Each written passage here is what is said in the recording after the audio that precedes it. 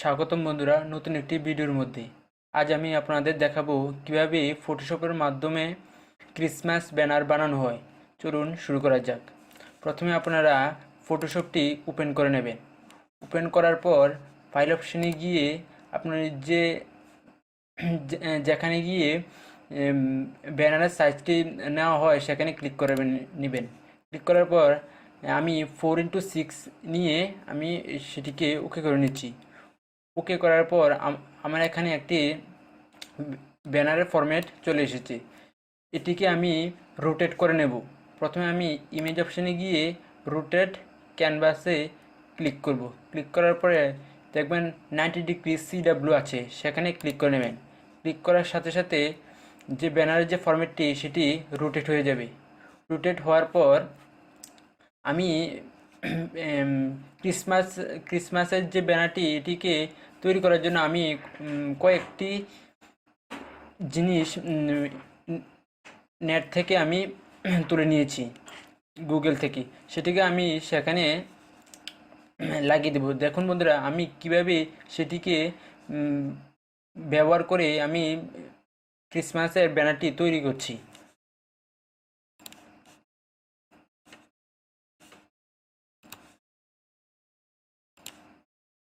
প্রথমে আপনারা এমন একটি ক্রিসমাসের ব্যানার ইন্টারনেট থেকে ডাউনলোড করে নেবেন। সেটিকে ডাউনলোড করার পর আমি এটিকে মুভ টুলের মাধ্যমে ওই যে ব্যানারটি আছে সেটির মধ্যে মুভ করে নেব। মাউসে রাইট বাটন ক্লিক করে এটিকে ড্র্যাগ অ্যান্ড ড্রপ করে সেটার উপর নিয়ে ছেড়ে দেবেন। তারপর আপনারা দেখবেন সেটি অনেক বড় হয়ে গিয়েছে। আমি এখন এটিকে অ্যাডজাস্ট করব। Ctrl+T বাটন করে সেটিকে অ্যাডজাস্ট করে আমি মিলিয়ে নেব। দেখুন বন্ধুরা, আমি কীভাবে মিলিয়ে নিচ্ছি। কীভাবে মিলিয়ে নেবেন, তারপর আপনারা সেটিকে মিলিয়ে নেওয়ার পর Ctrl+J করে আরেকটি ডুপ্লিকেট করে নেবেন। আমি Ctrl+J করে ডুপ্লিকেট করে নিচ্ছি। দেখুন বন্ধুরা, সেখানে ডুপ্লিকেট হয়ে গেছে। তারপর আমি মাউসে রাইট বাটন ক্লিক করে নিচে নেমে আসব।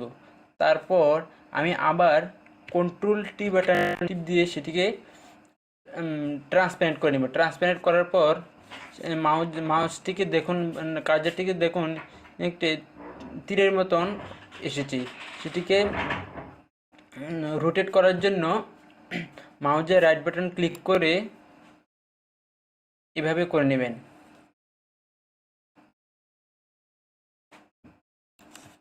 করা হয়ে গেলে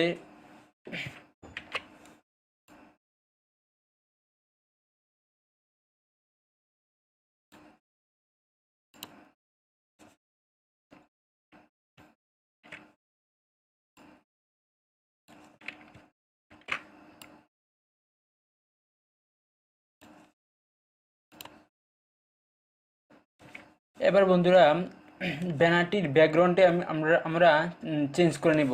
আমি এখানে একটি ডার্ক গ্রিন ব্যাকগ্রাউন্ড নিয়েছি, এটিও আপনি নিতে পারেন।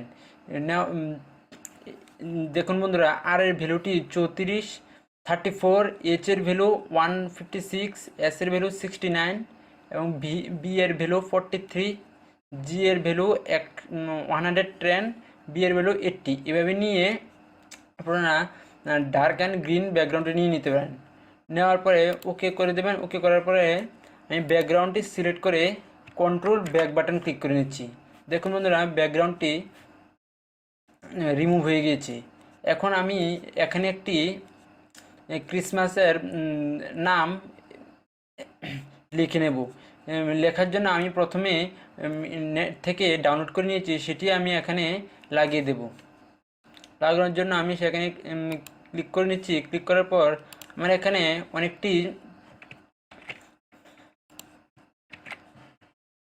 অনেকটি নাম আছে। আমি সেটিকে একটি নাম সিলেক্ট করে মাউসের ড্র্যাগ অ্যান্ড ড্রপ করে আমি সেটি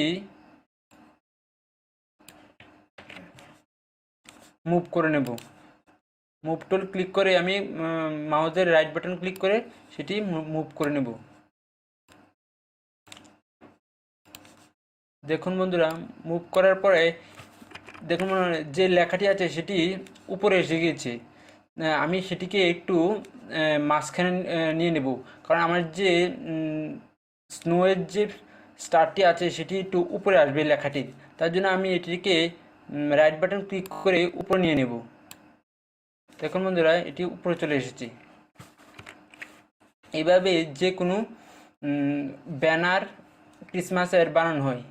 এটি ছিল আজের ভিডিও।